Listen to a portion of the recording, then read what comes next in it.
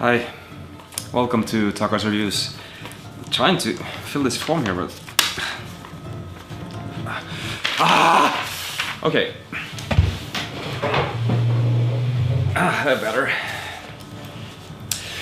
So, anyway, welcome. This is not about writing, it's about games, board games specifically.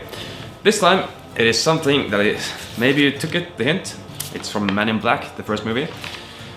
Because in the Men in Black they have a soundtrack, or the theme song is "Here come the Men in Black, Galaxy Defenders." So this game is called Galaxy Defenders. Of course it was Men in Black, right? But this game for me is something else.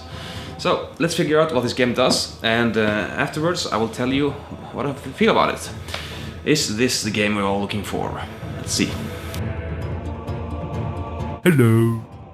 This game comes with a typical grid, so hexagonals all over, and these are our heroes. Let's just zoom in on those.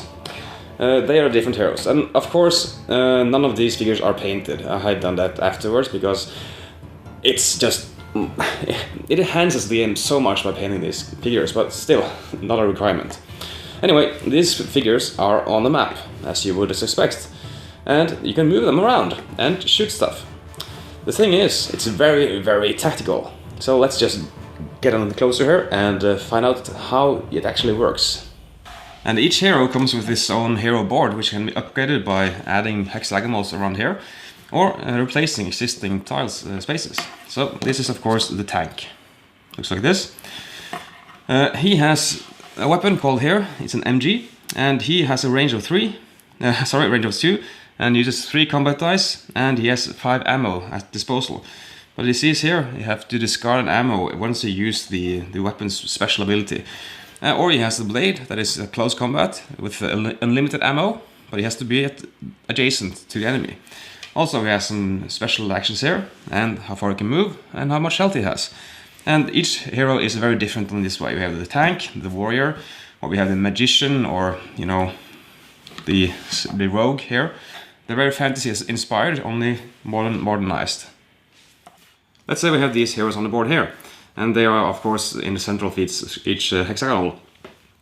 This sheet here tells you what you can do, and it's two-sided, so it has everything you need to know in order to move these guys around and shoot stuff.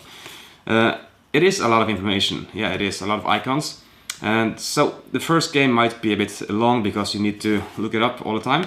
But once you actually got this, you don't need the sheet, but actually some of these things are useful anyway. What is most useful is the turn order, what happens during the game. But for the sake of making it easier, we can move. So in turn order, we just move a guy and do an action. So we can, let's see what it says here. You have an action and a combat, and those are separated. So you can do an action, let's say throw a grenade, or shoot this alien who suddenly appears here for some reason. And how do you do that? Well, dice. And the game comes with many custom dice. And custom, I mean, they have their own icons on each side, and it's engraved so it won't tear off. They have hits, like this one, or lightning, which enables you to do some special action with the weapon.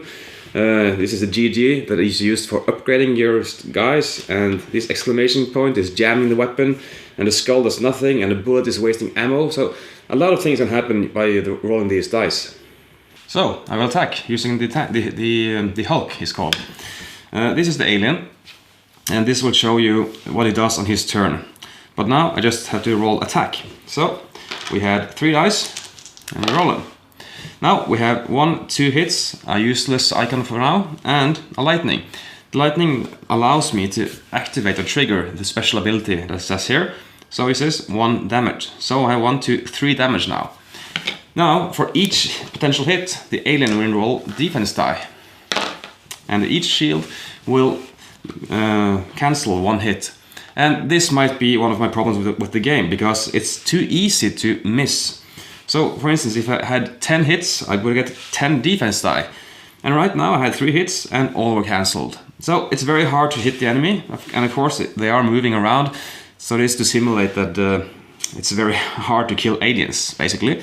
But they had the same problem against you. You roll equal amount of defense die as they hit you. And the tank is very good at taking lots of damage, but not so good in taking some damage.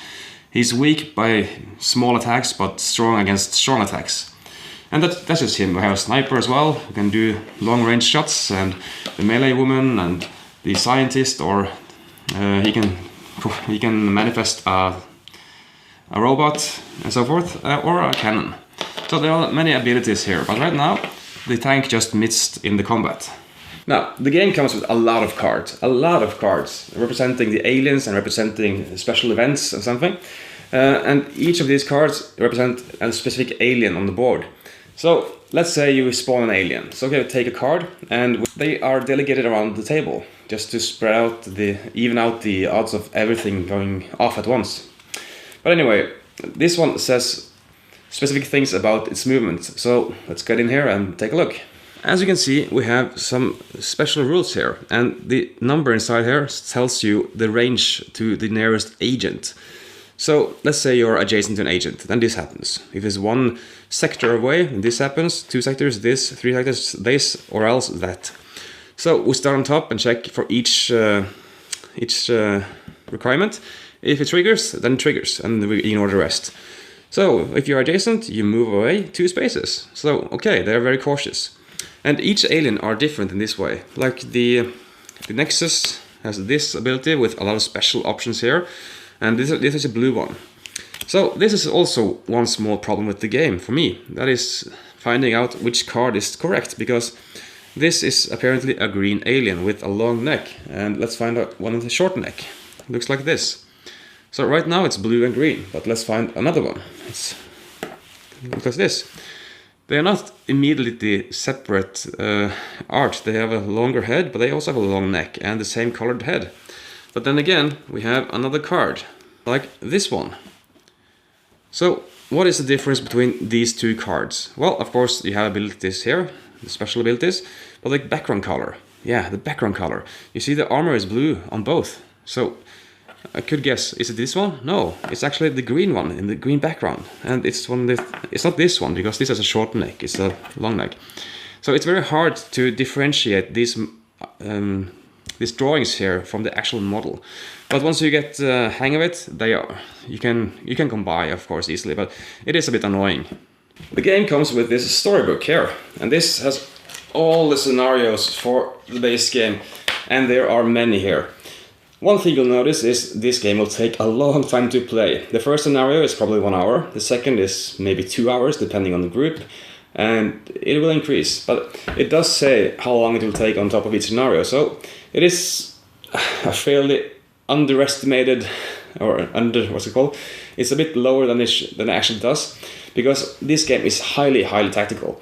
Everything is open information except for the hidden aliens around, but once they are revealed, you know exactly what they will do depending on how far they are from an agent. And the dice will of course affect you somehow, but everything is tactical. You have all the information around you, and if I move this guy here, this alien will move towards me instead of you, but if I go 1 step back, then he will go for you instead of me, and then I can go behind him and shoot him, but then this alien...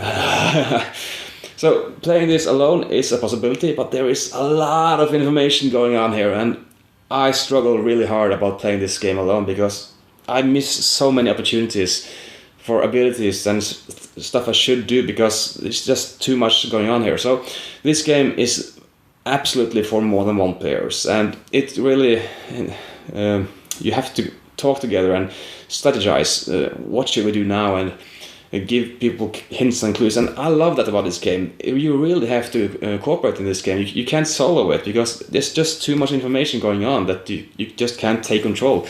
So of course it is possible to have an alpha player, but then you will miss a lot of information or opportunities, because he can't have every information in his head and just do everything. I don't believe that.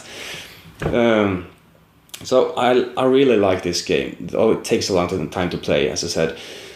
But each scenario comes with this deck. It's an event deck, and it's built. And each scenario has a specific build. So let's say you take the L in one part of the deck and so forth. And you make a custom deck each time, and these will affect the weather. That means how far you can move, and it will affect something, and maybe new aliens will come in, or maybe non-aliens will come in or something.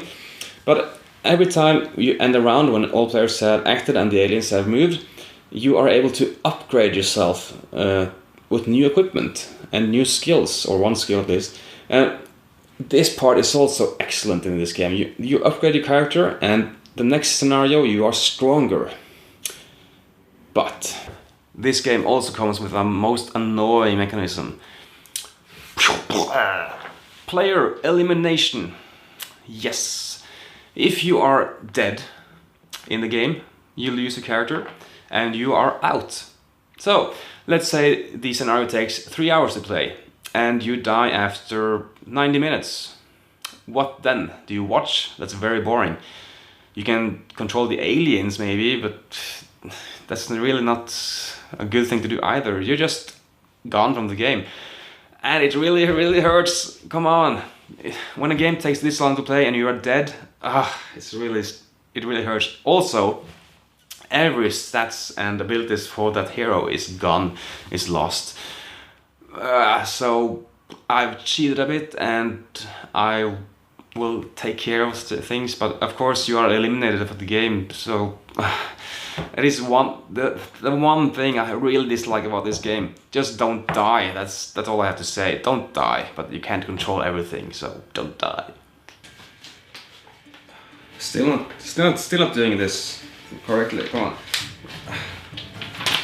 Anyway, this game is all that XCOM should be. So, despite the player elimination, this is what XCOM should be like. And I have a Norwegian review of XCOM, the board game, and there I go into details why I don't really like it. Because the XCOM video game is very tactical. Okay, you have the bases and money and stuff, and upgrade of science, but what you really want is this tactical element of the game. You fight aliens, you move around, you have to be careful and think through your actions, and actually killing the aliens and discovering new things. That is what I want in XCOM, and this will provide it. Of course, the player elimination ruins it a lot for me, and it makes it hard to play those long scenarios where people might die because they are out of the game, and I don't like that. So, without that, this game would be perfect, actually.